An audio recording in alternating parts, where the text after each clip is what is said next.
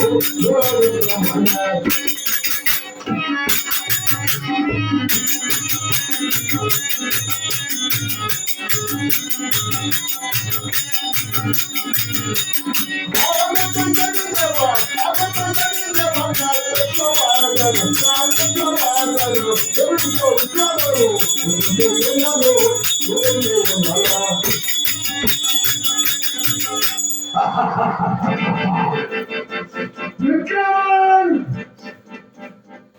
ಹೀಗಾಗಿ ಹೊಡೆಯ ಒಂದು ಕಾಲದಲ್ಲಿ ಮನಗಣವನಿಂದ ಮೆರೆಯುತ್ತಿರುತ್ತಾನೆ ಶನಿಯ ಎಂಬುದಾಗಿ ಏಕವಚನ ಕೇಳೋಣ. ಈಗ ಹಾಗಲ್ಲ, ನೀನು ಶನಿದೇವ ಶನಿದೇವ ಎಂಬುದಾಗಿ ಪ್ರಾರ್ಥನೆ ಮಾಡ್ತಾ ಇದೀಯ. ವಿಕ್ರಮ, ಕೆಟ್ಟ ಮೇಲೆ ಬುದ್ಧಿ ಬಂತು, ಕೆಟ್ಟ ಮೇಲೆ ಒಲೆಯುಡಿಗೆ ಬಾಯಿ ಕೆಟ್ಟಿದ್ದೀಯಲ್ಲ ಈಗ ನಿನಗೆ ಬುದ್ಧಿ ಬಂತು. ವಿಕ್ರಮ, ಆಗ ಒಂದು ಮಾತು, ದೇವದೇವತ್ವವಾಗಿರುವಂತಾಗಲಿ ನಮ್ಮದಾಗಲಿ ಆಗಿನ ಮಾತನ್ನು ಉಳಿಸಿಕೊಳ್ಳಬೇಕಾದ ನಮ್ಮದೂ ಒಂದು ನೀತಿ ಹೇಳ್ತೇನೆ. ಒಂದು ಕಾರಣಿ ಪಂಚಮ ಶನಿಯನ್ನು ಕಾಣುತ್ತೇನೆ. 7 ವರ್ಷಗಳ ಕಾಲದಿಂದ ನಾಶನ ಪ್ರವೇಶ ಮಾಡ್ತೀವಿ. ಕೊಡಬಾರದ ಕಷ್ಟವನ್ನು ಕೊಡುತ್ತಾನೆ. ಹೇಳಿದವ ನಾನು ಗ್ರಹಿಸಿ ನೋಡಿದಾಗ ಇಂದಿಗೆ 7 ವರ್ಷಗಳ ಕಾಲ ಬೆಳೆಯಿತು. ನೀನೇ ಪ್ರತ್ಯಕ್ಷವಾಗಿದ್ದೇನೆ, ಸಂತೋಷ ಆಗಿದೆ. ವಿಕ್ರಮ, ಯಾಕೆಂತ ಹೇಳುವುದಿದ್ರೆ ದೇವರನ್ನೇ ಗೆದ್ದಿರುವಂತಹ ಮಾನವನಿಗೊಬ್ಬನಾಗಿದ್ದೀಯ.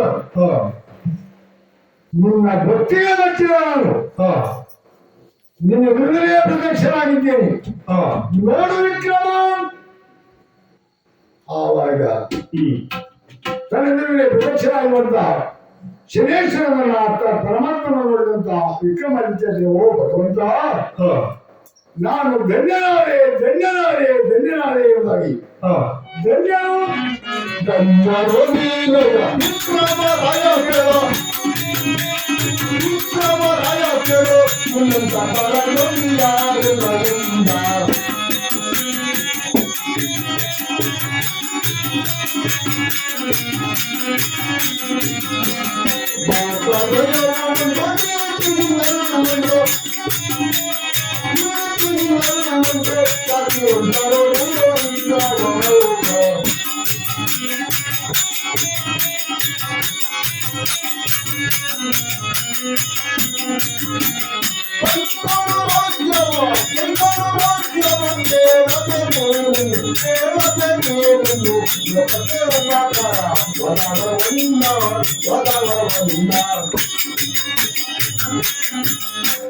ವಿಕ್ರಮ, ಸಂತೋಷವಾಗಿದೆ ಸಂತೋಷವಾಗಿದೆ. ಏನು ಬೇಕೆಂದು ಕೇಳಿದರು ನನಗೆ ಕೊಟ್ಟಿರುವಂತಹ ಕಷ್ಟವನ್ನು ಮತ್ತೊಬ್ಬರಿಗೆ ಕೊಡಬೇಡ. ಧನ್ಯನಾಯ ಧನ್ಯ, ಮೆಚ್ಚಿದ ಗುಣಕ್ಕೆ. ಯಾಕಂದ್ರೆ ನಾನಂತಹ ಕಷ್ಟವನ್ನೇ ಪಡಬೇಕು ಸರ್, ಇನ್ನೊಬ್ಬರಿಗೆ ಆ ಕಷ್ಟ ಬರಬಾರದೆಂಬ ತೀರ್ಮಾನಕ್ಕಾಗಿ ಲೋಕಕ್ಕೆ ಉಪಕಾರವಾಗಿರುವಂತಹ ವರವನ್ನ ಕೇಳ್ತಾ ಇದ್ದೀಯ. ಧನ್ಯನಯ್ಯ, ಧನ್ಯ ಧನ್ಯ ಧನ್ಯ. ವಿಕ್ರಮ, ಒಂದು ಮಾತನಾಡುತ್ತಾರೆ ಕೇಳು. ದೇವರೊಬ್ಬ ಇದ್ದಾರೆ ಎಂಬುದಾಗಿ ಯಾವಾಗ ಭಾವಿಸುತ್ತಾನೋ ಅಂತವನು ಯಾವತ್ತೂ ದೇವರು ಕೈ ಬಿಡುವುದಿಲ್ಲ. ಆದರೆ ಕೇವಲ ಬಂಗಾರದ ತುಂಡನ್ನು ಆಭರಣವಾಗಿ ಪರಿಶ್ರಮಿಸುವುದಿಲ್ಲ. ಬಂಗಾರದ ತುಂಡನ್ನು ಅಕ್ಕಸಾಲೆಗಳು ತಂದುಕೊಂಡು ಹೋಗಿ ಕಾಷ್ಟದಲ್ಲಿ ಕರಗಿಸಿ ಚಮ್ಮಡಿಗೆ ಪೆಟ್ಟನ್ನು ಹೊಡೆದಾಗ ಆಭರಣವಾಗಿ ಪರಿಶೋಧಿಸುತ್ತದೆ. ಅಂದರೆ ಮಾತಿನ ಅರ್ಥ ಏನಂದ್ರೆ, ಪ್ರತಿಯೊಬ್ಬ ಮನುಷ್ಯನಿಗೂ ಕಷ್ಟದ ಅರಿವಾಗಬೇಕು. ಬೆಳಕೊಂದು ಇದೆ ಅಂತಾದ್ರೆ ಕತ್ತಲ ಖಂಡವಾಗಬೇಕು. ಕತ್ತಲನ್ನೇ ನನಗೆ ಬೆಳಕಿನ ಪರಿಜ್ಞಾನ ಬರುವುದಿಲ್ಲ. ನಿನಗೂ ಹಾಗೆ ಕಷ್ಟವನ ಕಂಡ ನೀನು ಪುನೀತನಾಗಿದ್ದೀಯ. ಆದರೆ ಒಂದು ಮಾತು, ಏನನ್ನೇ ಹೇಳುವುದಿದ್ರು ಹಾಗೆ ತಲೆಪಡಿಸುತ್ತಾ ಇದ್ದೀಯ. ಹೇಗೆ ನಮಸ್ಕರಿಸಲಿ? ಒಂದು ಕಾಲದಲ್ಲಿ ನನ್ನ ರಾಜ್ಯಸಭೆಗೆ ನೀನು ಬಂದಾಗ ಸಾಷ್ಟಾಂಗ ನಮಸ್ಕಾರಗಳನ್ನು ಮಾಡುವಂತಹ ಮತಿಯ ಮಿತಿಯನ್ನು ಕಳೆದುಕೊಂಡಿ. ಈಗ ಮತಿಗೆ ಮಿತಿ ಉಂಟು, ಯಾವುದೇ ಸರ್ವಾಂಗಗಳು ಇಲ್ಲವೇ ನಿರ್ದೇಶಿಸಿದಾಗಿ ಹೇಗೆ ನಿನಗೆ ನಮಸ್ಕರಿಸುವುದಾಗಿ ನೀನು ಕೇಳದೆ ಇದ್ರೂ ತೊಂದರೆ ಇಲ್ಲ. ಕ್ರಮ ನಾನೇನನ್ನೆಲ್ಲ ಕಸಿದುಕೊಂಡಿದ್ದೇನು ಅದೆಲ್ಲವನ್ನು ನಾನು ಅನುಭವಿಸುತ್ತೇನೆ. ಹೇಳು ವಿಕ್ರಮ ಹೇಳು ಎಂಬುದಾಗಿ ಆಶೀರ್ವದಿಸಿದ್ದಾನೆ. ಅವರ ಸರ್ವಾಂಗ ಸುಂದರವಾಗಿ ವಿಕ್ರಮ ಅಂತ ಮೇಲೆ ಹೇಳ್ತಿದ್ದಾನೆ. ಆವಾಗ ಹೇಳ್ತಿದ್ದೇನೆ, ಓ ದೇವರೇ, ನಾನು ಈಗ ಬೇಡ್ತಿದ್ದೇನೆ ಕೇಳುವಂತೆ. ನಾನು ಬೇಡುವೆ ದೇವ, ನಾನು ಬೇಡುವೆ ದೇವ, ನೀನು ಕೊಡುವವ, ನೀನು ಕೊಡುವವ, ನಾವು ಸಂಗನದ ದೇವರನ್ನ ದೇವರನ್ನ.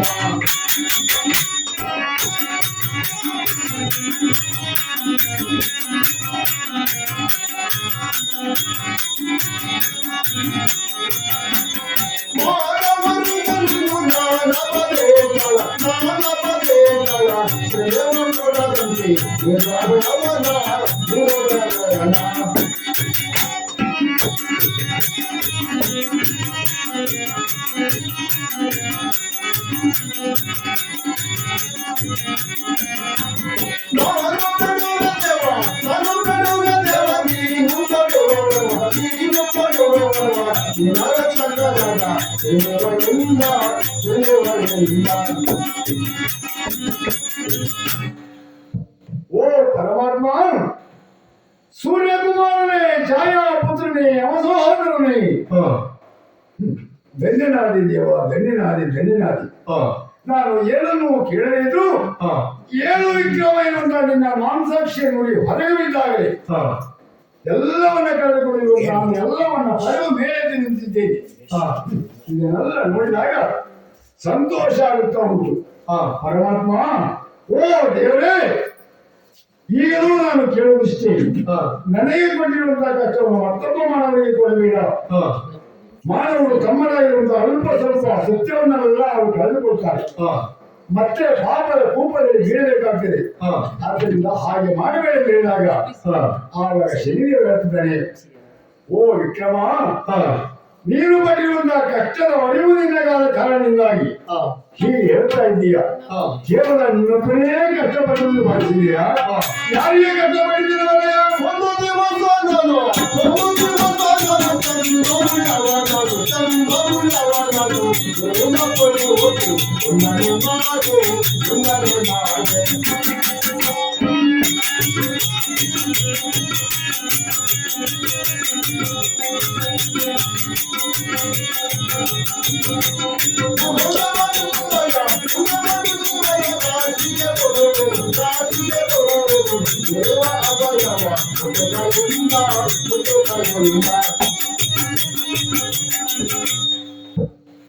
ವಿಕ್ರಮಾದಿತ್ಯ, ಮಾನವರಾಗಿರುವಲ್ಲಿ ನೀನು ಕಷ್ಟವನ್ನು ಅನುಭವಿಸಿದ ಕಾರಣದಿಂದಾಗಿ ನನಗಿಂತ ಹೆಚ್ಚಿನ ಕಷ್ಟ ಮತ್ತೊಬ್ಬರು ಅನುಭವಿಸಲಿಲ್ಲ ಎಂಬ ತೀರ್ಮಾನಕ್ಕೆ ಬಂದವರಿದ್ದೀಯ. ಹಾಗೆ ನೀನು ತಿಳಿದಿದ್ದೀರಿ ತಪ್ಪಪ್ಪ. ಯಾಕೆಂದ್ರೆ ನಿನಗಿಂತ ಹೆಚ್ಚಾಗಿ ಇನ್ನೊಬ್ಬರಿಗೂ ನಾನು ಕಷ್ಟ ಕೊಟ್ಟಿದ್ದೇನೆ. ಒಬ್ಬರಿಗೆ ಹೇಳ್ತೇನೆ ಕೇಳು. ಒಂದು ದಿನ 33 ಕೋಟಿ ದೇವತೆಗಳಿಗೆ ಒಡೆಯ ಗುರುವಾಗಿರುವಂತ ಬೃಹಸ್ಪತಿಗಳಲ್ಲಿ ಒಂದು ಅಹಂಕಾರ ಇತ್ತು. ಎಲ್ಲವರು ಮಾಂಸದ ಮುದ್ದೆ, ಎಲ್ಲವರು ಅಜ್ಞಾನವಂತರು. ಸುಜ್ಞಾನದ ಬೆಳಕು ಬರಬೇಕಂದ್ರೆ ನಾನು ಯಾಕವರಿಗೆ ಎಲ್ಲರೂ ಪಾಠ ಹೇಳುವವ ನಾನು ಗುರು, ನನ್ನಿಂದಾಗಿ ಎಲ್ಲರೂ ಭಾವನರಾಗುತ್ತಾರೆ ಎನ್ನುವಂತ ಒಂದು ಅಹಂ ಆ ಗುರುದೇವನಲ್ಲಿತ್ತು. ಅದನ್ನ ಯೋಚಿಸಿದಂತ ನಾನು ಹೇಗಾದ್ರೂ ಮಾಡು ಗುರುವಿನ ರಾಶಿಯನ್ನು ಪ್ರವೇಶ ಮಾಡಬೇಕೆಂಬುದಾಗಿ ಒಂದು ದಿನ ಅಲ್ಲಿಗೆ ಹೊರಟಿರುವಂತ ಸಮಯ ಗುರುಗಳ ಬುದ್ಧಿ ಚಂಚಲವಾಯಿತು. ಅದಕ್ಕೂ ಮೊಟ್ಟ ಮೊದಲೇ ನಾವು ಪ್ರವೇಶ ಮಾಡಿದೆ. ಓ ಗುರುದೇವ, ನಿಮ್ಮ ರಾಶಿಯನ್ನ ಪ್ರವೇಶ ಮಾಡಬೇಕೆಂಬುದಾಗಿ ಮನಸ್ಸುಂಟು, ಒಂದು ಅವಕಾಶ ನನಗೆ ಮಾಡಿಕೊಡಬೇಕು. ಆವಾಗ ಗುರು ಹೇಳ್ತಾರೆ, ಏನಯ್ಯ ಶನಿಯೇ, ವಿದ್ಯೆ ಹೇಳಿಕೊಟ್ಟ ಗುರುವಿಗೆ ನೀನು ಕಾಡ್ತೇನೆ ಅಂತ ಹೇಳಿಯಲ್ಲ, ಇದು ನ್ಯಾಯವೇ? ಅಯ್ಯ ಗುರುದೇವ, ಪ್ರತಿಯೊಬ್ಬನ ಜೀವನದಲ್ಲಿ 12 ರಾಶಿಗಳು ಕಾಡುವ ಗ್ರಹಗಳು 12 ರಾಶಿ, 12 ರಾಶಿಯವರನ್ನೂ ನಾವು ಕಾಡ್ತೇವೆ. 9 ಗ್ರಹಗಳು, ಕೆಲವಷ್ಟು ದಿನ ಕೆಲವರು ರಾಶಿನ ಪ್ರವೇಶ ಮಾಡ್ತೇವೆ. ಆದರೆ ಇಲ್ಲ ಎಂದು ಹೇಳಬಾರದು, ಒಂದು ಅವಕಾಶ ಮಾಡಿಕೊಡಿ. ಆವಾಗ ಹೇಳಿದ, ಹಾಗಿದ್ರೆ ಸಮಯ ಎಷ್ಟು? ಆವಾಗ ಶ್ರೀದೇವಿ ಹೇಳಿದ, ಒಂದು 6 ತಿಂಗಳು ಸಾಧ್ಯ ಇಲ್ಲ, 3 ಅದಕ್ಕೂ ಒಪ್ಪಲಿಲ್ಲ, ಹಾಗಿದ್ರೆ 1 ತಿಂಗಳು ಅದಕ್ಕೂ ಇಲ್ಲ, ಹಾಗಿದ್ರೆ ಎಷ್ಟು 3 ಗಳಿಗೆ ಆಯ್ತು ಹೇಳಿ ಹೊರಟು ಬಂದು ಎದುರು ಬೃಹಸ್ಪತಿಯನ್ನು ಮಾಡಿದಾಗ ನನ್ನ ವಕ್ರವೃಕ್ಷ ಅವನ ಮೇಲೆ ಬಿತ್ತು. ಗುರುದೇವ ಗಂಗಾ ಸ್ನಾನವನ್ನು ಪೂರೈಸಿ ದೇವಲೋಕಕ್ಕೆ ಹೋಗುವ ಬದಲಾಗಿ ಭೂಲೋಕದ ಹೊರ ಪ್ರವೇಶ ಆಯಿತು. ವಿಕ್ರಮ ನನ್ನದಾಗಿರುವಂತಹ ವಕ್ರದೃಷ್ಟಿಯಿಂದಾಗಿ ಭೂಲೋಕದತ್ತ ಬೆಳೆದು ಬರ್ತಾ ಇದ್ರು. ಇತ್ತ ಕಡೆ ಏನಾಗಿದೆ ವಲಯ, ಭೃಗುರಾಜ ಹಾಗೂ ಅವನ ಮಂತ್ರಿ ಅವರಿಗೆ ಒಬ್ಬೊಬ್ಬರೇ ಮತ್ತು 2 ಜನರು ಸೇರಿ ಮೃಗಬೇಟೆಗಾಗಿ ಹೋಗಿ ಬರುತ್ತೆ ಎಂಬುದಾಗಿ ತಂದೆಯವರಿಗೆ ಅನುಮತಿಯನ್ನು ಪಡೆದು ವನಕ್ಕೆ ಹೋದವರು ಕುದುರೆಯನ್ನೇರಿ. ಆವಾಗ ನಾನು ಅವರನ್ನು ಅಲ್ಲಿ ಮಾಯವಾಗಿ ಬಚ್ಚಿಟ್ಟೆ. ಇತ್ತ ಕಡೆಯಲ್ಲಿ ಕೃಷಿಕನ ವೇಷವನ್ನು ಧರಿಸಿಕೊಂಡಿರುವಂತಹ ನಾನು ಕೈಯಲ್ಲೆರಡು ಕರಿಬೀಜದ ಹಣ್ಣುಗಳನ್ನು ಹಿಡಿದು ಬರುವ ಗುರುವಿನ ಎದುರಿನಲ್ಲಿ ಸಾಗಿದೆ ನಮಸ್ಕಾರ ಮಾಡಿದೆ. ಓ ಮುನಿವರೇ, ಕೃಷಿಕನು ನಾನು, ನಮ್ಮ ತೋಟದಲ್ಲಿ ಮೊಟ್ಟ ಮೊದಲಾಗಿ ಬೆಳೆಯುವಂತಹ ಈ ಕರಿಬೀಜದ ಹಣ್ಣುಗಳು ತಮ್ಮಂತವರಿಗೆ ಕೊಟ್ಟು ಪುನೀತನಾಗಬೇಕೆಂಬ ಉದ್ದೇಶದಿಂದ ಮುಂದೆ ಬಂದಾಗ ತಾವು ಸಿಕ್ಕಿದ್ದು ನಮಗೆ ಉಪಕಾರ ಆಯಿತು. ಅದಕ್ಕಾಗಿ ಈ ಹಣ್ಣನ್ನು ಸ್ವೀಕರಿಸಬೇಕು. ಅವಾಗ ಅವರು ಹೇಳಿದ್ರು, ಹಾಗೆ ನಾನು ಕೊಡುವುದಿಲ್ಲ, ಜೋಳಿಗೆ ನಿಲ್ಲಿಸು ಎಂಬುದಾಗಿ ಹೇಳಿ ದುಡ್ಡೆರಡನ್ನು ನನಗೆ ಕೊಟ್ಟು ಹಾಗೆ ನಾನಿತ್ತ ಬಂದೆ. ವಿಕ್ರಮ, ಇತ್ತ ಕಡೆ ಸಂದೇಹಗಳಾದರೂ ಮಕ್ಕಳು ಬರೆದಿರುವಂತ ವಿಚಾರವನ್ನು ತಿಳಿಯುವಂತ ಭೃಗುರಾಜ ಆಳುಗಳನ್ನ ಕಳಿಸಿದ. ಅವರು ಬರುವವರೆಗೆ ನಾನು ಬೋಧನೆ ಮಾಡುವುದಿಲ್ಲ, ಕರೆದುಕೊಂಡು ಬನ್ನಿ ಎಂಬುದಾಗಿ ಬೀದಿಯಲ್ಲಿ ಸಂಚರಿಸುತ್ತಿರುವಂತಹ ಆಳುಗಳು ನನ್ನ ಗುರುವಿನ ಎದುರಾದರು. ಆವಾಗ ಕೇಳಿದ ಗುರುಗಳಲ್ಲಿ, ಓ ಗುರುದೇವ, ಭೃಗುರಾಜನ ಮಕ್ಕಳನ್ನು ಕಂಡಿರೇ? ಇಲ್ಲ ಸ್ವಾಮಿ, ನಾವು ನೋಡಲಿಲ್ಲ ಎಂಬುದಾಗಿ ಯಾರು ಇಲ್ಲಪ್ಪ, ನಾನು ನೋಡಲಿಲ್ಲ. ಆವಾಗ ಹಿಂದೆ ನೋಡಿದ್ದಾರೆ, ಸುರಿಯುತ್ತಾ ಇದೆ ಜೋಳಿಗೆಯಲ್ಲಿ ಇಟ್ಟ. ಓ ಸತ್ಯವಂತ,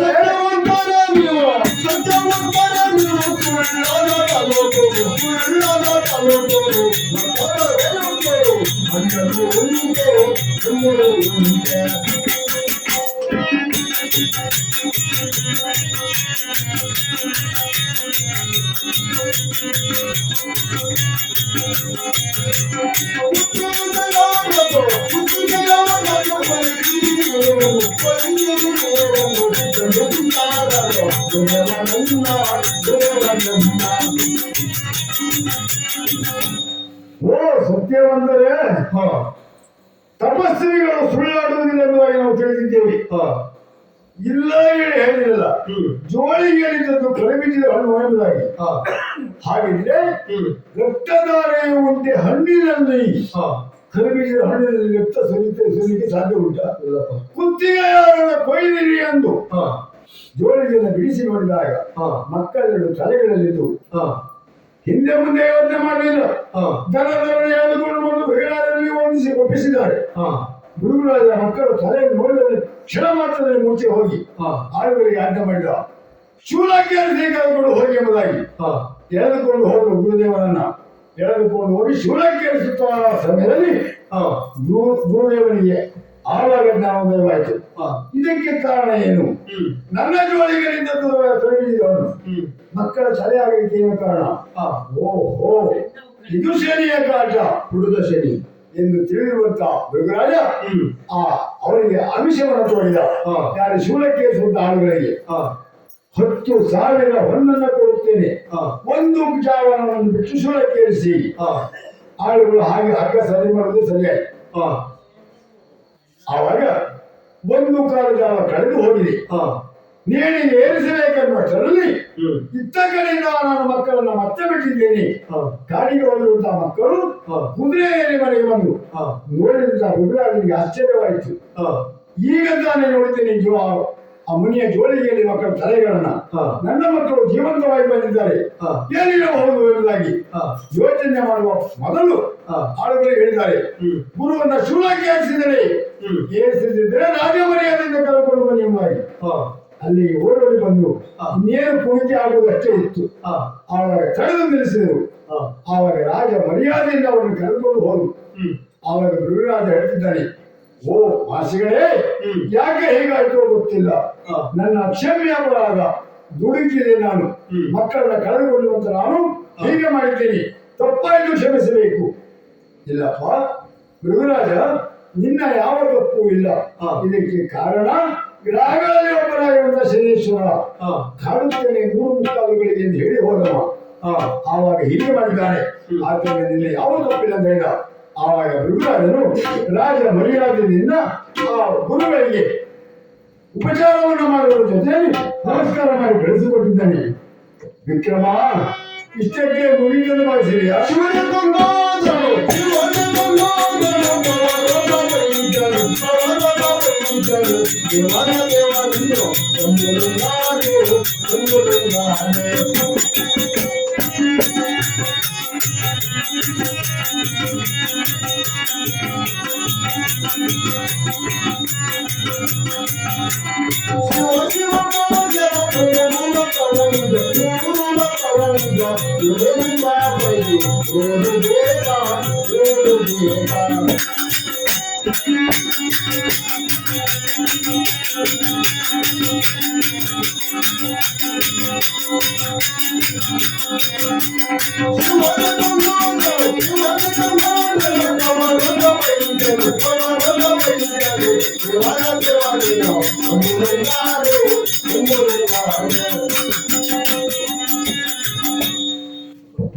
ಹಾಗೆ ಇಷ್ಟಕ್ಕೆ ಮುಗಿದರೆ ಭಾವಿಸಬೇಡ. ಸಣ್ಣವರ ಕಥೆಯೇ ನಮಗೆ ಬೇಡ. ಸೃಷ್ಟಿಸ್ಥಿತಿಯಾಗಿ ಕಾಣಿಕಟ್ಟು ಕಾಣಿಮುದ್ರಾಗಿರುವಂತ 3 ಮೂರ್ತಿಗಳಲ್ಲಿ ಒಬ್ಬರಾಗಿರುವಂತ ಕೊನೆ ದಿಕ್ಕಿನ ಮಹಿಷ, ಅವನಿಗೂ ಒಂದು ಅಹಂಕಾರ ಇತ್ತು. ನನ್ನ 3ನೇ ಕಣ್ಣನ್ನು ಬಿಟ್ರೆ ಎಲ್ಲವರು ಸುತ್ತೂರು ಹೋಗುತ್ತಾರೆ ಎಂಬ ಅಹಂಕಾರ ಅವನಲ್ಲಿತ್ತು. ನಾನು ನಾಯಕರ್ತ, ಯಾರನ್ನು ಬೇಕಾದ್ರೂ ನಾನು ಸುಡಬಹುದೆಂಬುದಾಗಿ ಅದು ನನಗೆ ಅರ್ಥವಾಯಿತು. ಹೇಗಾದ್ರೂ ಮಾಡಿ ಅವನ ಅಹಂಕಾರವನ್ನು ಅಡಗಿಸಬೇಕೆನ್ನುವಂತ ಸಲುವಾಗಿ ಮೆಲ್ಲನೆ ಸೇರಿದ ರಜತಗಿರಿಯನ್ನು ವಿಕ್ರಮ. ಆವಾಗ ಈಶನನ್ನು ನೋಡಿದ. ಏನಯ್ಯ ಊನಂಗ, ಕಾಲು ಸರಿ ಇದ್ದವರೇ ಕೈಲಾಸಕ್ಕೆ ಬರುವುದು ಕಷ್ಟ ಆಗ್ತದೆ. ಕಾಲಿಲ್ಲದ ನೀನು ಕೈಲಾಸವನ್ನ ಏನಿದೆಯಲ್ಲ, ಯಾಕೋ ನಿನಗೆ ಹುಡುಗಾಟ, ಹುಡುಗ ಶನಿ ಯಾಕೆ ಬಂದ ಹೇಳು. ಓ ಶಿವನೇ, ಏನು ಮಾಡೋಣ, ನಾವು ನಿಂತಲ್ಲಿ ನಿಲ್ಲುವವರಲ್ಲ. ಇವತ್ತು ನೀನು, ನಾಳೆ ಮತ್ತೊಬ್ಬ, ನಾಡು ಮತ್ತೊಬ್ಬ, ಎಲ್ಲವರ ರಾಶಿಯನ್ನು ನಾವು ಪ್ರವೇಶ ಮಾಡಬೇಕಾಗ್ತದೆ. ಹಾಗೆಯೇ ನಿಮ್ಮನ್ನು ನಾನು ಒಂದು ಕಾಲ ಸೇರಬೇಕೆನ್ನುವಂತ ಕುತೂಹಲ, ಒಂದು ಅವಕಾಶ ಮಾಡಿಕೊಡಿ. ಏನಪ್ಪ ಹುಡುಗ ಶನಿ, ಹುಡುಗಾಟದ ಮಾತು ಬೇಡ. ನಾನ್ಯಾರು? ಲಯಕರ್ತನಾಗಿದ್ದೇನೆ 3 ಮೂರ್ತಿಗಳಲ್ಲಿ ಒಬ್ಬವ. ನಮಗೆ ನೀನು ಕಾಡ್ತೇನೆ ಅಂತ ಬರ್ತೀಯ ಅಂತಾದ್ರೆ ಇದು ನಿನ್ನ ಹುಡುಗಾಟ ಅಂತ ಆದಿತ್ತು. ಅದು ಸಾಧ್ಯ ಇಲ್ಲ. ಇಲ್ಲ, ನಾನು ಸೇರಬೇಕು. ಹಾಗಿದ್ರೆ ಯಾವಾಗ? ನಾಳೆಯೇ ನಿಮ್ಮ ಪ್ರವೇಶ. ಹೌದಾ? ಆವಾಗ ನಾನು ಹಾಗೆ ಕೆಳಗಿಳಿದು ಬಂದೆ. ಆವಾಗ ಈಶ ಯೋಚನೆ ಮಾಡಿದ, ನಾಳೆ ಬರುವೆನೆಂದು ಹೇಳಿ ಹೋದನಲ್ಲ ಈ ಶನಿ, ನಾನು ಇಲ್ಲಿ ಇಲ್ಲದೆ ಬರುವುದೆಲ್ಲಿಗೆ, ಬೆಟ್ಟನ ಕೈಲಾಸ ಎಂಬುದಾಗಿ ಆ ಈಶ ಆ ಕೈಲಾಸ ಬೆಟ್ಟವನ್ನ ಬಿಟ್ಟು ಮತ್ತೊಂದು ಬೆಟ್ಟವನ್ನ ಸೇರಿ ಬಿದಿರು ಓಟೆಯ ಒಳಗೆ ಅಡಗಿ ಕುಳಿತುಕೊಂಡಿದ್ದ. ನಾನು ಬಿಡಲಿಲ್ಲ. ಬೆನ್ನಿಗೆ ಹತ್ತಿರ ಬೇದವರ ಹಾಗಿದ್ದ ನಾನೇ ಅವನನ್ನೇ ಗಮನಿಸುತ್ತಾ ಇದ್ದೆ. ಎಲ್ಲಿದ್ದಾನೆ, ಎಲ್ಲಿರಬಹುದೆಂಬುದಾಗಿ. ಬಿದಿರು ಓಟೆಯ ಒಳಗಿದ್ದ. ಆವಾಗ ನಾನು ಅಲ್ಲಿ ಹೋಗಿ ಗುಂಗೆ ಹುಳುವಾಗಿ ಅವನ ಎಡತೊಡೆಯನ್ನು ತೊಳೆದೆ. ವಿಕ್ರಮ, ಹಾಗೆ ಮನೆಗೆ ಬಂದೆ. ಮನೆಗೆ ಬಂದವ ಮರುದಿನ ಬೆಳಿಗ್ಗೆ ಎದ್ದು ಮತ್ತನಿಗೆ ಸೇರಿದೆ. ಆವಾಗ ಏನು ಶನಿ ರೋಜನೆ, ಏನು ಶನಿ ರೋಜನೆ,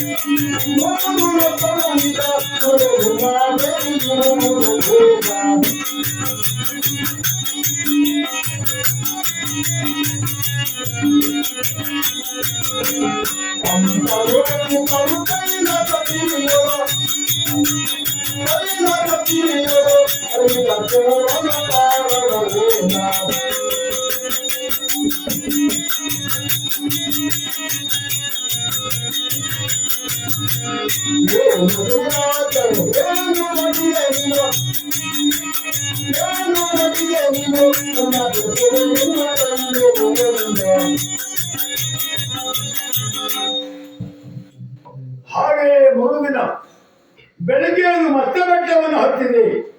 ಆವಾಗ ಈಶ ಹೇಳಿದ, ಏ ಹುಡುಗ ಶನಿ, ನಿಮಗೆಲ್ಲ ನಮ್ಮಲ್ಲಿ ಪಂಥ ಬೇಕೇನ? ನಾನು ಯಾರು, ನೀನ್ ಯಾರು? ಕೇವಲ ಮಾತು ಬರ್ತದೆ ಅಂತಾಗಿ ಏನಲ್ಲ ಹೇಳುವುದಲ್ಲ. ಹೇಳಿದೆಯಲ್ಲ, ನಾನು ನಿಮ್ಮ ರಾಶಿಯ ಪ್ರವೇಶವಾಗಿ ಎಲ್ಲಿ ಹೋಗಿದ್ದೆ ನೀನು? ಬರಲೇ ಇಲ್ಲ. ಆವಾಗ ಶನಿ ನಾನು ಹೇಳಿದೆ, ಓ ಪರಮೇಶ್ವರ, ಬರಬೇಕೆಂಬುದಾಗಿ ಬಂದದ್ದೇನೋ ಸತ್ಯ ಹೌದು. ಆದರೆ ನೀವೆಲ್ಲಿ, ನಾವೆಲ್ಲಿ? ನಿಮಗೂ ನಮಗೂ ಇರುವಂತಹ ಅಜಗಜಾಂತರ ವ್ಯತ್ಯಾಸ. ಮುಗಿಲ ಮುಟ್ಟುತ್ತಿರುವಂತಹ ಬೆಟ್ಟದ ಮೇಲೆ ಕುಳಿತವ ನೀನು. ಹತ್ತಿ ಬರಲಿಕ್ಕೆ ನನಗೂ ಕೆಲವಷ್ಟು ಸಮಯ ಬೇಕಾಗ್ತದೆ. ನಾನು ನೋಡಿದ್ರೆ ಕಾಲು ಸರಿ ಇಲ್ಲ. ಆದರೂ ಬಂದೆ. ಬಂದಾಗ ನೀನಿರಲಿಲ್ಲ. ಎಲ್ಲಿಗೆ ಹೋಗಿದ್ದು ನನಗೆ ಗೊತ್ತಾಗಲಿಲ್ಲ. ಅದು ಒಂದು ಮಾತು, ಯಾವಾಗಲೂ ಬೆಟ್ಟ ಬಿಟ್ಟವನಲ್ಲ ನೀನು. ಈ ಊರು ಬಿಡ್ಲಿಕ್ಕೆ ಕಾರಣ ಏನು? ಅದು ಹೇಗೆ ಬಂತು? ಪರಮಾತ್ಮ, ನಿನ್ನ ಎಡತೊಡೆ ಗಾಯವಾಗಿದೆ, ಕಾರಣ ಏನು ಹೇಳು? ಆವಾಗ ತಲೆತಗ್ಗಿಸಿದ, ಓ ಪರಮೇಶ್ವರ, ಬಿದಿರು ಓಟೆಯಲ್ಲಿ ನೀನು ಕುಳಿತಾಗ ಗುಂಗೆ ಹೊಳುವಾಗಿ ಕೊರೆದವನೇ ನಾನು. ತಲೆ ತಗ್ಗಿಸಿದ ಶಿವ. ಆವಾಗ ಹೇಳಿದ, ಓ ಶನಿ, ನೀನೇ ದೊಡ್ಡವನಪ್ಪ. ಯಾರಿಗೆ ಬೇಕಾದ್ರೂ ನೀನು ಕಾಡ್ತೀಯ. ಅಹಂಕಾರ ಯಾರಲ್ಲಿ ಇರ್ತದೋ ಅವರ ಅಹಂಕಾರವನ್ನು ಅಡಗಿಸುವ ಸಲುವಾಗಿಯೇ ನೀನು ವಿಷ್ಣುವಿಂದ ನಿರ್ಮಾಣಗೊಂಡವ. ನಾನು ಮೆಚ್ಚಿದ್ದೇನೆ. ಅದು ಒಂದು ಮಾತು, ಇದುವರೆಗೆ ನಾವು ನೋಡಿದ ಇತಿಹಾಸದಲ್ಲಿ ಗೆದ್ದವರು ಸೋತವರಿಗೆ ಏನಾದರೂ ದಕ್ಷಿಣೆ ಕೊಡುವುದು. ನಾವು ಹಾಗಲ್ಲೇ. ಸೋತ ನಾನು, ಗೆದ್ದ ನಿನಗೆ ಒಂದು ಮಾತನ್ನ ಕೊಡ್ತೇನೆ, ಅದರೊಂದು ಬಿರುದನ್ನ ಕೊಡ್ತೇನೆ. ಯಾವ್ದು ಬೆಲೆಯ? ಇಲ್ಲಿಯವರೆಗೆ ನಿನ್ನನ್ನು ಬರೀ 2 ಅಕ್ಷರದಿಂದ ಉತ್ತರಿಸುತ್ತಾರೆ, ಶನಿ ಎಂಬುದಾಗಿ. ಸೂರ್ಯಕುಮಾರ ಶನಿ, ಛಾಯಾಪುತ್ರ ಶನಿ, ಯಮನ ಸಹೋದರ ಶನಿ. ಇನ್ನು ಹಾಗಾಗಬಾರದು. ನನ್ನನ್ನು ಗೆದ್ದ ಕಾರಣದಿಂದಾಗಿ ಶನೇಶ್ವರ ನನ್ನ ನಾಮದ ಅರ್ಧನಾಮ ನಿನಗೆ, ಈಶ್ವರನ ಅರ್ಧನಾಮ. ಇಂದಿನಿಂದ ನೀನು ಶನೇಶ್ವರ. ಹಾಗೆ ಮಾಡಿ ಇನ್ನು ಆಮೇಲೆ ಪಾಂಡವರನ್ನ ಕಾಡಿ, ಕೌರವರನ್ನ ಕಾಡಿ, ಎಲ್ಲರೂ ಧ್ವಂಸವಾಗುವಾಗ ಮಾಡಿದೆ. ನಳಚಕ್ರವರ್ತಿಯನ್ನ ಕಾಡಿದೆ. ಮತ್ತೆ ಅಷ್ಟೇ ಅಲ್ಲ, ಸತ್ಯ ಹರಿಶ್ಚಂದ್ರನನ್ನು ಕಾಡಿದ್ದೀನಿ. ಕಾಡಿದ್ದೀನಿ ಅಂತ ಅವ್ರಿಗೆ ಕೊಲ್ಲಬೇಕಂತಲ್ಲ, ಅಹಂಕಾರ ಯಾರಲ್ಲಿ ಇರ್ತದೋ ಅಂತವ್ರು ನಾನು ಕಾಡಿದ್ದೀನಿ. ಹಾಗಿದ್ರೆ ನಾನು ಯಾರನ್ನ ಕಾಡುವುದಿಲ್ಲವಲ್ಲಯ್ಯ? ಪ್ರತಿದಿನ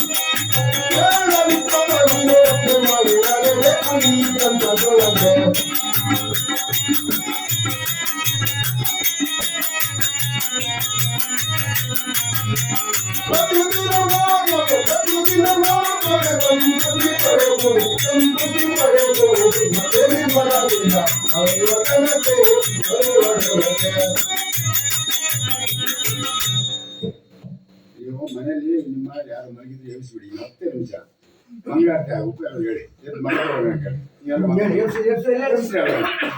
ಮನೆಯವ್ರು ಎಲ್ಲರೂ ಎಚ್ಚರಾಗಿತ್ತು.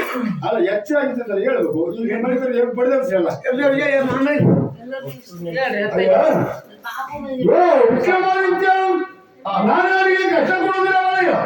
ಪ್ರತಿದಿನ ಓದುವವರಿಗೆ ಬೇರೆ ಯಾವುದು ಕಥೆಯಲ್ಲ, ನನ್ನ ಚರಿತ್ರೆಯನ್ನು ಓದುವವರಿಗೆ, ನನ್ನ ಚರಿತ್ರೆಯನ್ನು ಮಾಡುವವರಿಗೆ, ಮಾಡಿಸುವವರಿಗೆ ಹೋಗಿ ಓದುವವರಿಗೆ, ಕೇಳುವವರಿಗೆ ನಾನು ಕಷ್ಟ ಕೊಡುವುದಿಲ್ಲ. ಯಾರು ನಾನು ನನ್ನದು ನಾನೇ ಎಂಬ ಅಹಂಕಾರದಿಂದ, ನಾನು ಎಂಬ ಶಬ್ದದಿಂದ ಉಚ್ಚರಿಸುತ್ತಾರೋ ಅವರೆಲ್ಲರಿಗೂ ಕಷ್ಟ ಕೊಡುತ್ತೇನೆ ಎಂದು ಹೇಳಿದಾಗ ಆವಾಗ ವಿಕ್ರಮಾದಿತ್ಯ ಹೇಳ್ತಾರೆ, ವಿಕ್ರಮಾದಿತ್ಯನ ಜೀವನದಲ್ಲಿ ಒಂದಡಿ ಮುಂದಿಡಬೇಕೆಂಬ ಆಶಾಶೋತ್ರಗಳನ್ನು ಆಶಾಗೋಪುರವನ್ನು ಕಟ್ಟಿಕೊಂಡವ ನಾನು. ಹಾಗೆ ಆಗಲಿಲ್ಲ. ಏನೋ ತಪ್ಪು ಮಾಡಿದೆ, ದೇಶ ಭ್ರಷ್ಟನ ಮಾಡಿದೆ. ಆದರೆ ಆಳ್ವಳಿಕೆಯ ಮಂದಿರವನ್ನು ಸೇರಿದ ಕಾರಣದಿಂದಾಗಿ ನಿನ್ನದೇ ಆದ ಮಾಯಿಂದಾಗಿ ಜೀವಂತವಾಗಿ ಹಾರಿ ಬಂದು ಹಂಸಪಕ್ಷಿ ಗಿರಿಯಗುಡದಲ್ಲಿ ನೇತವಾಗಿದ್ದ ಮುತ್ತಿನ ಹಾರವನ್ನು ಉಂಗಿ ಮಾತನ್ನ ಕೇಳಿರುವಂತಹ ನಂದೇ ಶ್ರೇಷ್ಠಿಯು ಕಳ್ಳ ಎಂಬ ಅಪವಾದವನ್ನು ನೆರವನು. ಹಾಗಾಗಬಾರದು ಸ್ವಾಮಿ. ಹಾಗೆ ಚಂದ್ರಶೇಖರ ಮಹಾರಾಜರು ಸಹ ನನ್ನನ್ನು ಕಳ್ಳ ಎಂಬುದಾಗಿ ತಿಳಿದು ಕೈಕಾಲುಗಳನ್ನೆಲ್ಲ ಕತ್ತರಿಸಿದರು. ಆದರೆ ಕಳ್ಳತನ ಆರೋಪದಿಂದ ನನ್ನನ್ನು ದೂರ ಮಾಡಬೇಕಲ್ಲ ದೇವರೇ. ಅಯ್ಯ ವಿಕ್ರಮ, ನೀನು ಹೆದರುವಂತ ಅವಶ್ಯಕತೆ ಇಲ್ಲ. ನೀನು ಎಲ್ಲಿ ಯಾವುದನ್ನು ಯಾರು ನಮ್ಮದೇ ಇರುವಂತಹ ವಿಚಾರವನ್ನು ಹೇಳಿದೀಯ ಅಲ್ಲಿಗೆ ನೀನು ಸೇರಿ ಅವರಿಬ್ಬರಿವರನ್ನು ಕರೆದುಕೊಂಡು ಅಲ್ಲಿ ನನ್ನ ಮನಸ್ಸಾರೆ ಸ್ಮರಿಸು. ಶನೇಶ್ವರ ಎಂಬುದಾಗಿ ಆರ್ತನಾದಿಂದ ಪ್ರಾರ್ಥಿಸಿದಾಗ ಆರ್ತರ ಪ್ರಾರ್ಥನೆಗೆ ಕೇಶವ ಮೈದೋಡುವ ಹಾಗೆ ನಾನು ಬರುತ್ತೇನೆ. ಯಾವ ಕಲ್ಲಿಂದ ಕೆತ್ತಿದಂತ ಹಂಸಪಕ್ಷಿಯು ಜೀವಂತವಾಗಿ ಹಾರಾಡುವ ಹಾಗೆ ಮಾಡ್ತೇನೆ, ಹಾರವನ್ನು ನುಂಗುವ ಹಾಗೆ ಮಾಡ್ತೇನೆ. ಹಾರವನ್ನು ಅವರಿಗೆ ಒಪ್ಪಿಸು. ಕಳೆದ ಆರೋಪದಿಂದ ಮುಕ್ತಿ ಹೊಂದು. ಆದ್ರೆ ನನ್ನದು ಒಂದು ಮಾತು ಉಂಟು ವಿಕ್ರಮ. ರಾಜ ಬಹುಪತ್ನಿಯವಲ್ಲವ. ನಿನಗೆ ಎಷ್ಟೋ ಜನ ಮದುವೆ ಆಗಿದ್ದಾರೆ, ಮಡದಿಯವರಿದ್ದಾರೆ ಎಂಬ ವಿಚಾರ ನನಗೆ ಗೊತ್ತುಂಟು. 10ರಲ್ಲಿ 11 ತಿಳಿ. ಯಾಕೆ ಬರಯ್ಯ, ಪದ್ಮಾವತಿಯು ನಿನ್ನ ಕೈಕಾಲುಗಳ ರೂಪವನ್ನು ನೋಡಿ ಅವಳು ಮನಸ್ಸಿಗೆ ಮೆಚ್ಚಲಿಲ್ಲ. ಗುರುಮಠದಲ್ಲಿ ಪ್ರತಿಜ್ಞೆ ಮಾಡಿದ ಕಾರಣದಿಂದಾಗಿ ಅವನನ್ನೇ ನಾನು ಮದುವೆಯಾಗುತ್ತೇನೆ ಎಂಬುದಾಗಿ ಆಸೆ ಹೊತ್ತವಳು. ಕೈಕಾಲುಗಳೆಲ್ಲ ಕಳೆದುಕೊಂಡಂತ ಹೊತ್ತಿನವೂ ನಿನಗೆ ಹೂಮಾಲೆಯನ್ನು ಹಾಕಿದವಳು. ಅವಳನ್ನೇ ಕೈ ಹಿಡಿದು ಸುಖದಿಂದ ರಾಜ್ಯಭಾರ ಮಾಡು. ವಿಕ್ರಮ, ಮತ್ತೊಂದು ಮಾತು.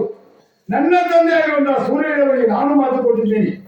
ನನ್ನ ತಂದೆಯ ಉದಯಕ್ಕೆ ಪೂರ್ವವಾಗಿ ನಾನು ಅಂತರ್ಧಾನವಾಗಬೇಕಾಗಿದೆ. ಆದುದರಿಂದ ಕಷ್ಟ ಬಂದಾಗ ನನ್ನನ್ನು ಸ್ಮರಿಸು. ನಾನು ಪ್ರತ್ಯಕ್ಷನಾಗಿ ನಿನ್ನ ಕಷ್ಟವನ್ನೆಲ್ಲ ಪರಿಹರಿಸುತ್ತೇನೆ. ಅಕ್ಕ ತಿರುಗು ವಿಕ್ರಮ.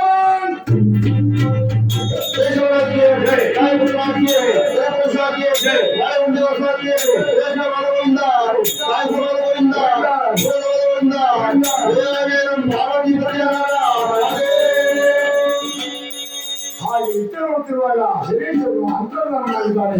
ಅಲ್ಲಿಲ್ಲ ಆವಾಗ ಸತ್ತು ಹೋದನು ಮತ್ತ ಬದುಕಿದ ಎಂಬುದಾಗಿ ಚಂದ್ರಶೇಖರ ಮಹಾರಾಜ ಅಲ್ಲಿಗೆ ಬಂದ. ಮಗಳ ಮಂದಿರವನ್ನು ಸೇರುತ್ತಿದ್ದಾನೆ. ಮಗಳ ಮಂದಿರದಲ್ಲಿ ಸುಂದರ ರೂಪನಾಗಿರುವಂತ ಈತನ ನೋಡಿದಂತ ಚಂದ್ರಶೇಖರ ಮಹಾರಾಜನಿಗೆ ಗಾಬರಿಯಾಗಿ ಅವಾಗ ಕೇಳ್ತಿದ್ದಾನೆ, ನೀವ್ಯಾರು?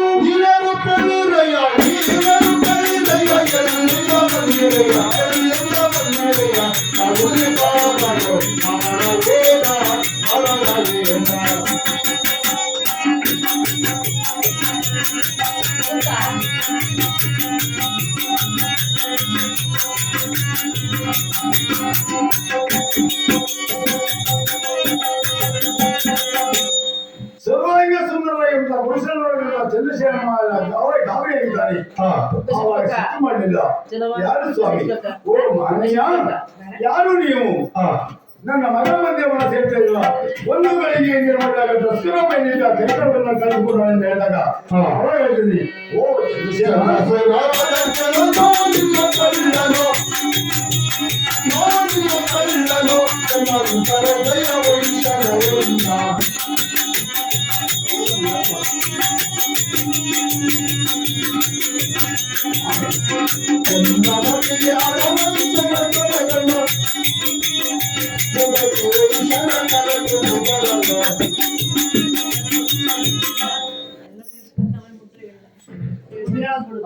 ನೀವೀಗ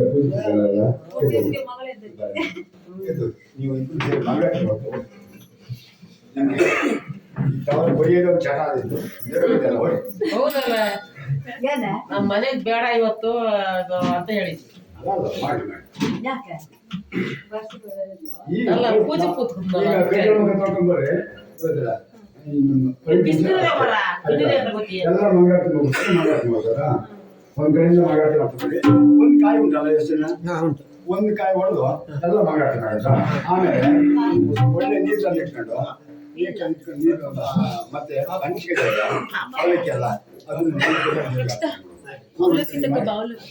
ಆಯ್ತಾ ಮಾಡ ಅವಲಕ್ಕಿ ಬರ್ತಾವ ಹಾಗೆ ರೇಷನ್ ಅಂತ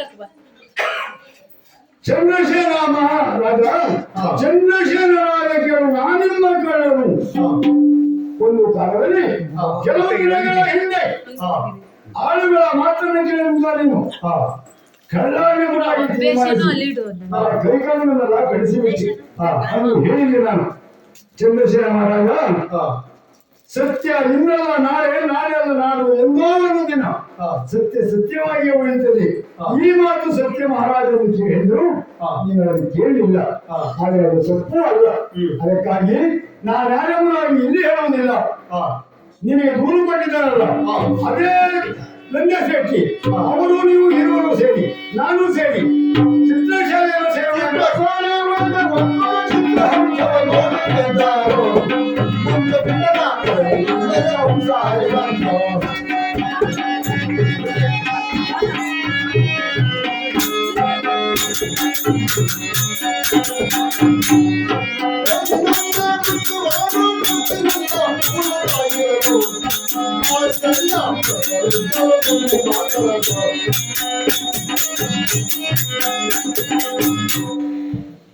ಆವಾಗ ನಂದೇ ಶೆಟ್ಟಿಯನ್ನು ಕರೆಸಿದ್ದಾನೆ ಚಂದ್ರಶೇಖರ ಮಹಾರಾಜ. ನಂದೇ ಶೆಟ್ಟಿಯು ಚಂದ್ರಶೇಖರ ಮಹಾರಾಜ ಅಂತ ವಿಭಾಕರ ಅಂತ ವಿಕ್ರಮಾದಿತ್ಯ ಮೂರು ಜನ ಸೇರಿ ಚಿತ್ರಶಾಲೆಯನ್ನು ಸೇರಿದ್ದಾರೆ. ಆವಾಗ ಚಿತ್ರಶಾಲೆಯಲ್ಲಿ ಅವರಿರುವಲ್ಲಿ ಹೇಳ್ತಿದ್ದಾನೆ, ಓ ನಂದೇ ಶೆಟ್ಟಿಯವರೇ, ನಿಮ್ಮ ಮಗಳ ಮುತ್ತಿನ ಹಾರ ಕಳತರವಾದದ್ದು ನಾನು ಹೀಗೆ ಅಂತ ಹೇಳ್ತೀನಿ. ಅದೇ ಹಂಸಪಕ್ಷಿ ಇದೇ ಗಿಳಿಯ ಕೂಟ ಅಲ್ಲಿಂದ ಹಾರಿ ಬಂದು ಇಲ್ಲಿ ಜೀವಂತವಾಗಿ ನುಂಗಿತ್ತು ಎಂಬುದಾಗಿ ಅದನ್ನು ತೋರಿಸುತ್ತೇನೆ ಎಂಬುದಾಗಿ, ಓ ಶನೀಶ್ವರ ಶನಿದೇವ ಶನಿದೇವ ಶನಿದೇವ ಹೇಗೆ ನುಂಗಿದೆಯೋ ಹಾಗೆ ಉಗುಳು ಎಂಬುದಾಗಿ ಪ್ರಾರ್ಥನೆ ಮಾಡಿದಾಗ ಕರು ಅಮ್ಮ ಎಂಬ ಸ್ವರದಿಂದ ಕೂಗಿದಾಗ ಕರುವಿನಲ್ಲಿ ಹೇಗೆ ತಾಯಿ ಓಡಿ ಬರುತ್ತದೆ ಹಾಗೆ ಪ್ರತ್ಯಕ್ಷನಾಗಿರುವಂತಹ ಚಂದ್ರ ಆ ಪರಮಾತ್ಮ ಆ ಹಂಸಪಕ್ಷಿಗೆ ಜೀವ ಬರುವ ಹಾಗೆ ಮಾಡಿದ್ದಾರೆ. ಹಂಸಪಕ್ಷಿಗೆ ಜೀವ ಬಂದಿದೆ. ಹಾಗೆ ರೆಕ್ಕೆ ಬಡಿದು ಹಾರಾಡುತ್ತಾ ಹಾರಾಡುತ್ತಾ ಬಂದು ಗಿಳಿಯ ಗುಡ್ಡದ ಮೇಲೆ ಕುಳಿತಿದೆ. ತನ್ನ ಬಾಯನ್ನು ಅಳಿಸಿದೆ, ಚುಂಚನ್ನು ಅಳಿಸಿ ಒಂದೊಂದೇ ಮುತ್ತನ್ನು ನುಂಗುತ್ತಾ ನುಂಗುತ್ತಾ ಹಾರವನ್ನೆಲ್ಲ ನುಂಗಿದೆ. ನೋಡಿದೆಯಾ ನಂದೇ ಶೆಟ್ಟಿಯವರೇ, ನೋಡಿದೆಯಾ ಚಂದ್ರಶೇಖರನಾಗ ಸಂತೋಷದವರು ತೆಗೆದುಕೊಂಡಿದ್ದಾರೆ. ಹಾಗೆ ಕಾಲಗಿಟ್ಟಿದ್ದಾರೆ. ಈಗ ಹೇಳಿ ನಿಮ್ಮ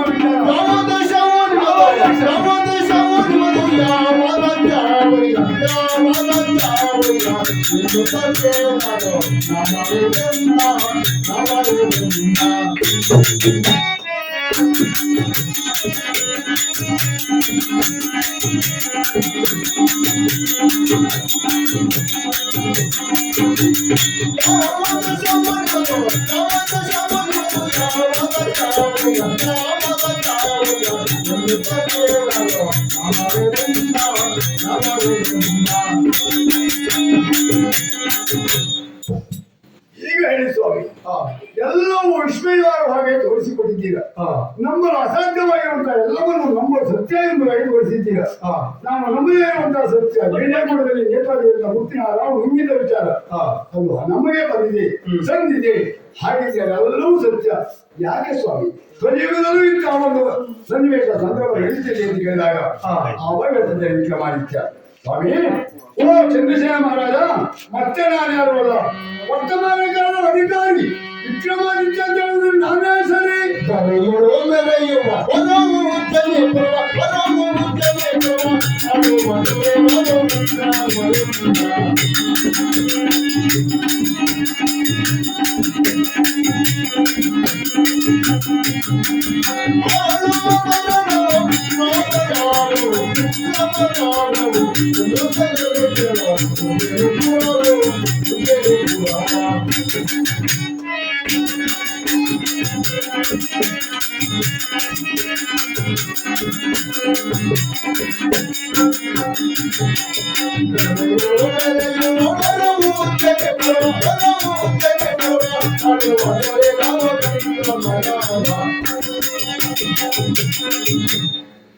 ಚಂದ್ರಶೇಖರ ವರ್ತಮಾನಕಾಲದ ಅಧಿಕಾರಿ, ಉಜ್ಜಯಿನಿ ನಾಡಿನ ದೊರೆ ವಿಕ್ರಮಾದಿತ್ಯ ಅಂತ ಹೇಳಿದ್ರೆ ನಾನೇ ಸರಿ.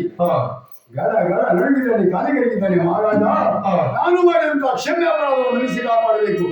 ಪ್ರತಿ ವರ್ಷವೂ ತಮಗೆ ಕಪ್ಪರವನ್ನು ಒಪ್ಪಿಸಿ ತಮ್ಮ ಅನುತೆಯಂತೆ ಆದ್ಯತೆ ಪರಿಮ ರಾಜ್ಯವನ್ನು ಪಾಲನೆ ಮಾಡಬಹುದು. ನಾನು ಯಾಕೆ ಹೀಗಾಯ್ತು ಗೊತ್ತಿಲ್ಲ.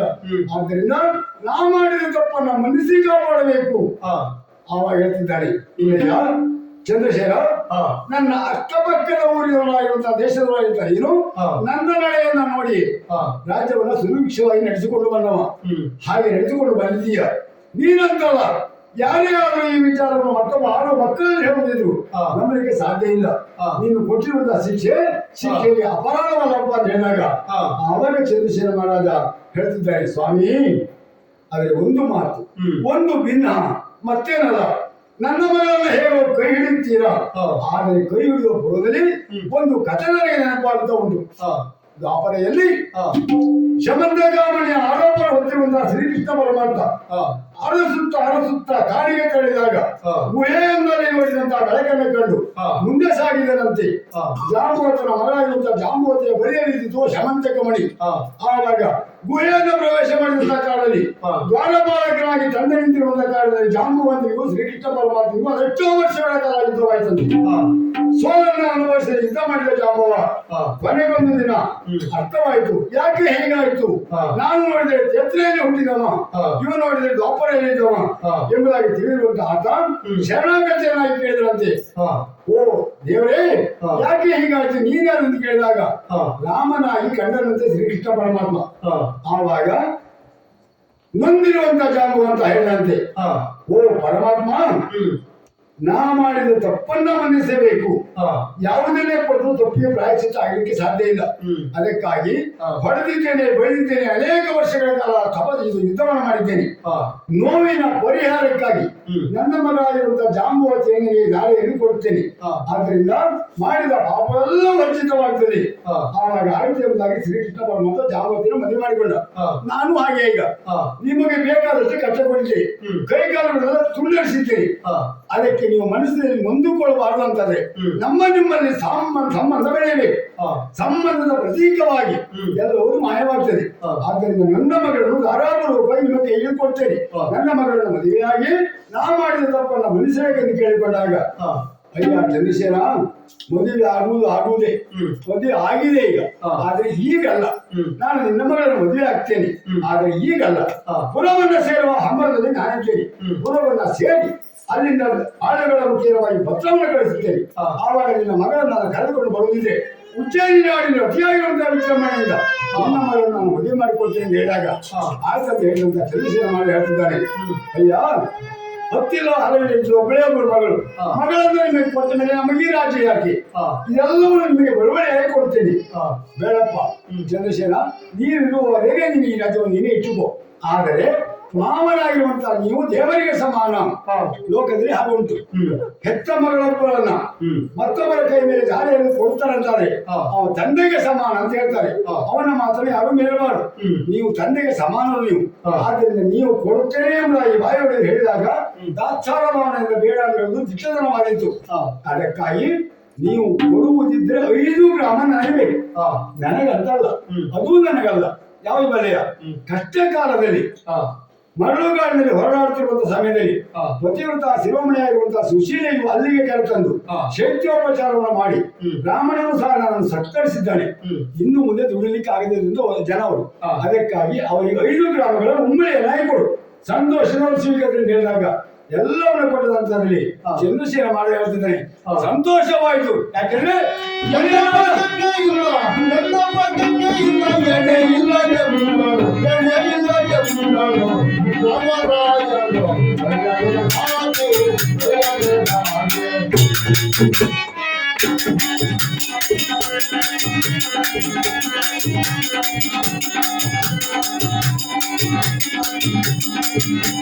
ಎಲ್ಲ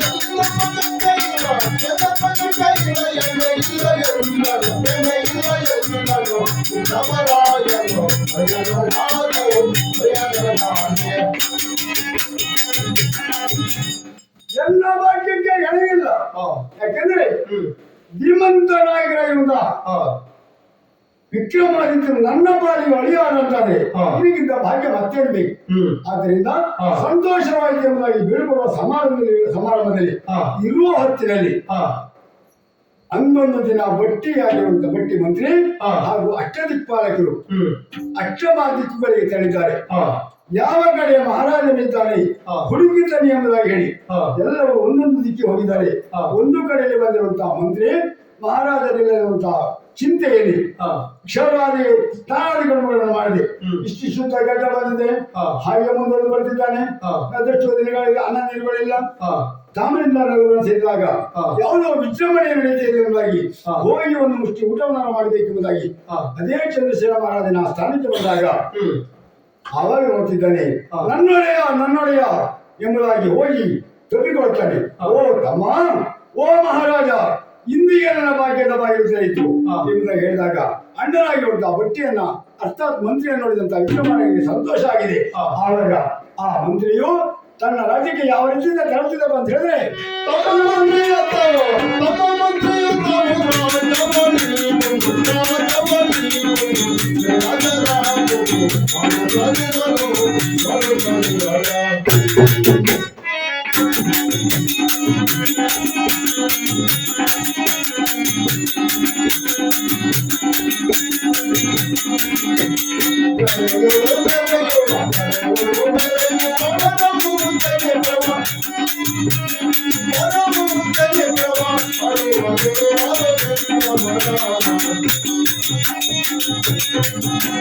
ಆವಾಗ ಮಂತ್ರಿಯನ್ನ ಕಂಡಾಗ ವರ್ಷೋತ್ಕರವಾಗಿದೆ.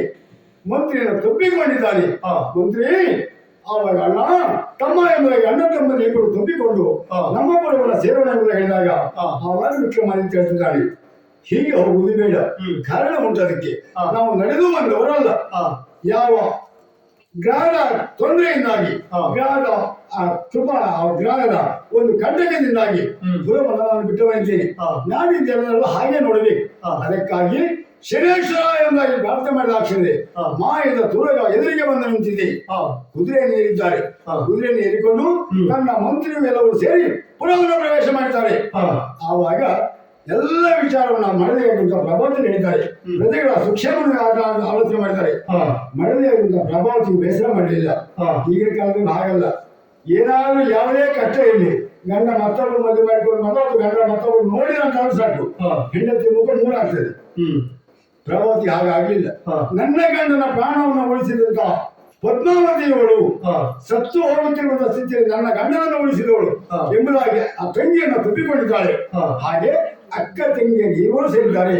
ಅದೇ ಹೊತ್ತಿನಲ್ಲಿ ಪುರ ಪ್ರವೇಶ ಮಾಡುತ್ತಿದ್ದ ಪೂರ್ವದಲ್ಲಿ ದೇವಸ್ಥಾನವೊಂದನ್ನು ನಿರ್ಮಾಣ ಮಾಡಿದ್ದಾನೆ. ಶನೇಶ್ವರ ವಿಗ್ರಹವನ್ನು ಇಟ್ಟಿದ್ದಾನೆ. ಪೂಜೋಪಚಾರಗಳನ್ನ ಪ್ರತಿಷ್ಠಾಪನೆ ಮಾಡಿದ್ದಾನೆ. ಆಮೇಲೆ ಎಲ್ಲರೂ ಕ್ಷೇತ್ರ ಪ್ರಸಾದವನ್ನು ಕೈಗೊಂಡು ಪುರವನ್ನ ಸೇರುತ್ತಾರೆ. ಸ್ವಾಮಿ ಮಹಾದೇವರಲ್ಲಿ ವಿನಂತಿ, ಈ ಕಥೆ ಎಲ್ಲಿಂದ ಬಂತು, ಹೇಗೆ ಬಂತಪ್ಪ ಅಂತ ಹೇಳಿದ್ರೆ ಮಹಾರಾಷ್ಟ್ರ ಭಾಷೆಯಲ್ಲಿ ಸಂಗತೆ ಇರುವುದು ಪ್ರಾಣಿಂದ ಕರುಣೆಯಿಂದಾಲೆ ಕರುಣೆಯಿಂದಾಲೆ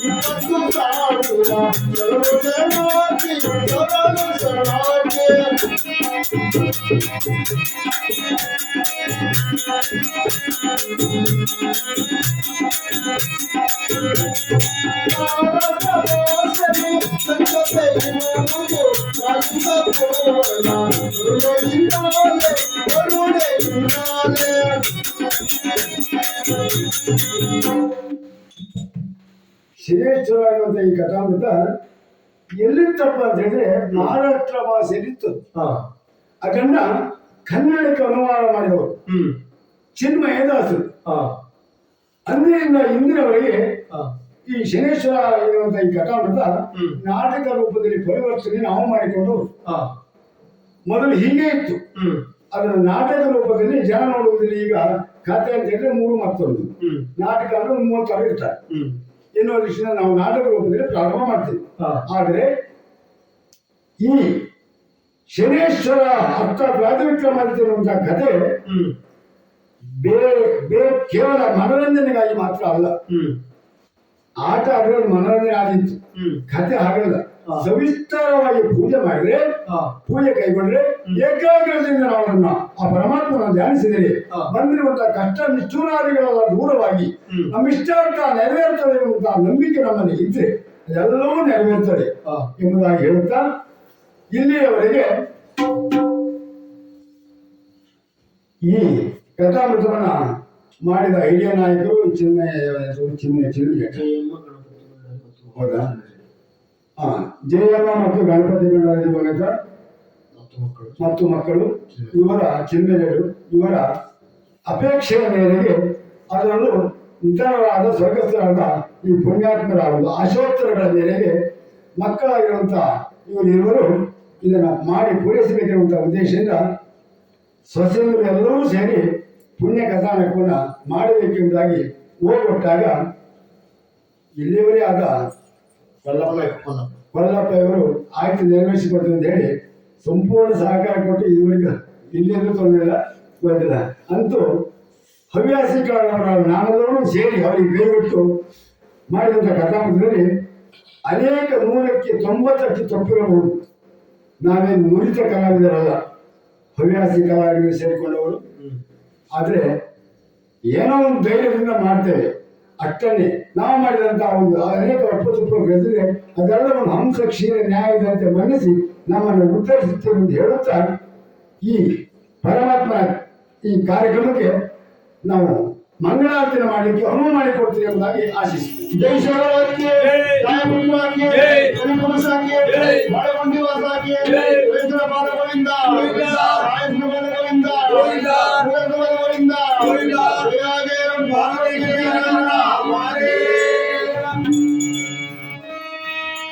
ಆರತಿ ಬೆಳಗುವೆನ, ಆರತಿ ಬೆಳಗುವೆನ.